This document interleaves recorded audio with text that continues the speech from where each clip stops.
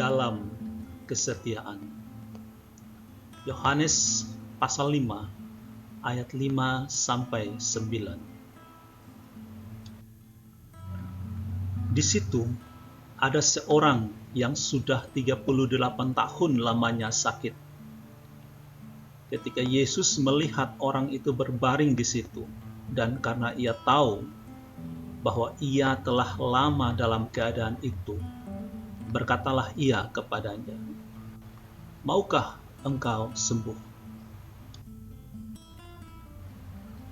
Kolam Bethesda seperti sebuah kolam untuk dua jenis perlombaan. Yang pertama, berlomba untuk mengetahui kapan malaikat itu datang. Dan yang kedua adalah jika sudah tahu bahwa malaikat itu datang, maka harus sesegera mungkin masuk ke dalam kolam itu. Siapa yang lebih dulu masuk ke sana saat airnya berguncang, maka akan sembuh. Perlombaan seperti ini menuntut kepekaan yang tajam serta kekuatan fisik yang cukup untuk masuk lebih dulu ke dalam. Bacaan kita di atas menceritakan bahwa ada seorang yang sakit selama 38 tahun dan sepertinya dia sudah tidak punya harapan lagi atau sudah tidak ingin sembuh lagi. Mungkin karena dia selalu kalah dalam kompetisi kolam Bethesda untuk duluan masuk ke sana dan mendapat kesembuhannya. Mungkin dia sudah apatis. Apa yang terjadi, biarlah terjadi. Dia tidak mau berusaha lagi. Dia mengalah kepada keadaan. Tapi uniknya, dia tetap berada di dekat kolam itu. Mengapa dia tidak pulang saja? Mari kita perhatikan percakapannya dengan Tuhan Yesus. Dia berkata kepada Yesus, "Tidak ada orang yang menurunkan aku ke kolam itu." Di sini dia merasa kesepian.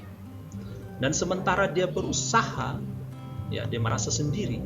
Sudah ada orang lain yang lebih dulu masuk ke dalam kolam itu. Dia merasa kalah. Mari kita lihat dengan apa yang Yesus lakukan. Yesus tetap setia memberitakan Injil dan menggenapkan janji Allah demi keselamatan manusia. Meski dia berkali-kali ditolak oleh saudara-saudaranya, ditolak oleh milik kepunyaannya sendiri. Bahkan dia tetap bertekun menempuh jalan sengsaranya hingga di atas kayu salib. Yesus tidak mengeluh, dia tidak berteriak, dia tidak mengutuk orang yang mengolok dia, bahkan menuduh dia menggunakan kuasa penghulu setan. Dia tetap berdoa mereka yang menganiaya dia.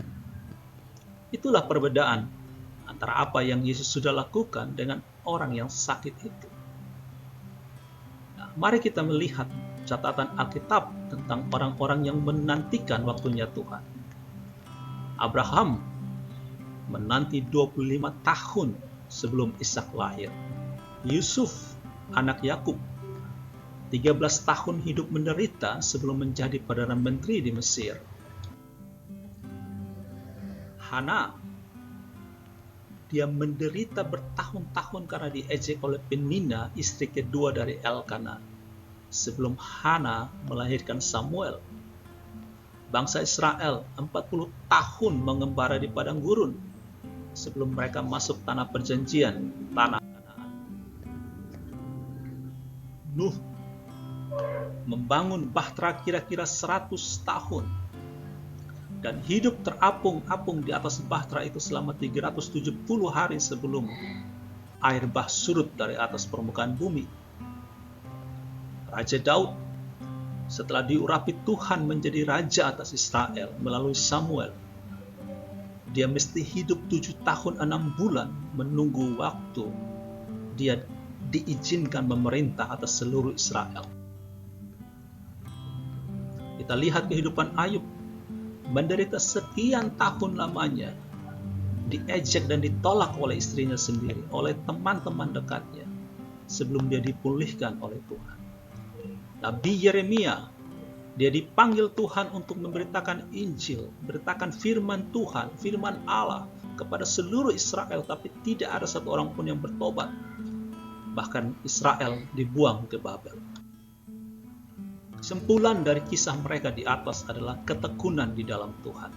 Bagian kita adalah bertekun menanti waktunya Tuhan, dan bagian Tuhan adalah menolong dan menyelamatkan kita. Sudah berapa lama saudara bertekun menantikan Tuhan, tetapi belum juga mendapatkan pertolongannya? Jika penderitaan, kesulitan, masalah yang saudara alami dipakai Tuhan untuk kebaikan saudara, agar lebih mengasihi dan mengenal Tuhan, maka mengapa saudara menolak penderitaan, kesulitan, masalah, lalu menyalahkan keadaan? Mari kita ingat apa yang tertulis dalam Ibrani 12 ayat 4-6 dan Roma 8 ayat 28, bahwa turut bekerja dalam segala sesuatu. Allah menolong kita, Dia mengasihi kita, Dia izinkan semuanya itu untuk kebaikan kita, agar kita semakin mengenal dan mengasihinya. Karena itu, jika sebuah masalah menjadi jembatan bagi saudara untuk semakin mengenal dan mengasihi Tuhan Allah, maka sangat mungkin Tuhan Allah tidak akan sesegera mungkin mengangkat masalah itu dari saudara. Bahkan Tuhan Allah akan membiarkan saudara terus memikul masalah itu.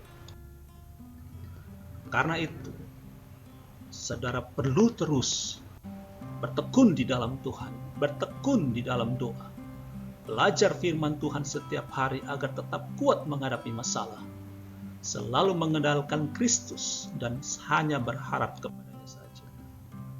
Firman Allah berkata bahwa siapa yang tetap bertahan sampai akhir, dialah yang akan menang. Ingatlah bahwa mahkota kemenangan hanya tersedia di garis finish. Tuhan Yesus memberkati saudara-saudara, tetap setia sampai akhir.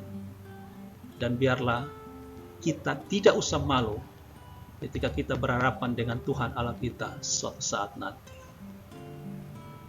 Shalom, damai sejahtera Tuhan Allah atas saudara-saudara sekalian. Dalam nama Allah Bapa, Anak, dan Roh Kudus.